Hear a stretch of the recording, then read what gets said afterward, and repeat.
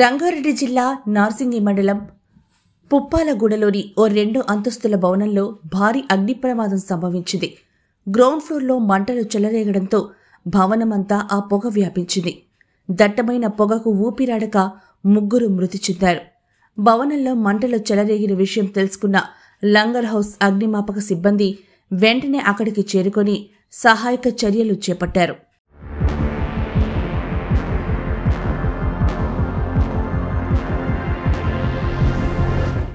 మొదటి అంతస్తులోని ఓ గదిలో చిక్కుకున్న 2 మహిళలు ఒక చిన్నారిని అత్యంత కష్టం మీద బయటకు తీసుకొచ్చారు. అపస్మారక స్థితిలో ఉన్న వారిని ఆసుపత్రికి తరలించారు.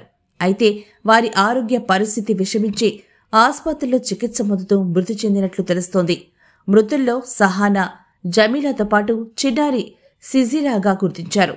అయితే ఈ ప్రమాదం ఎలా జరిగింది, మంటలు ఎందుకు వ్యాపించాయి అనే వివరాలను పోలీసులు సేకరిస్తున్నారు. ప్రమాదం నుంచి మరో 5గురిని కాపాడారు. భవనంలో 3 గ్యాస్ సిలిండర్లు పేలడం వల్ల ఈ ప్రమాద తీవ్రత పెరిగింది.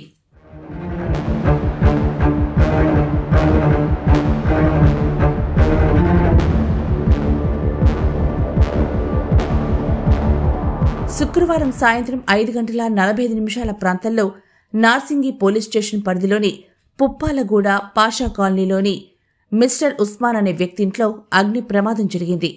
ఆయన తన ఇంట్లో కిరాణా దుకాణం నిర్వహిస్తున్నారు.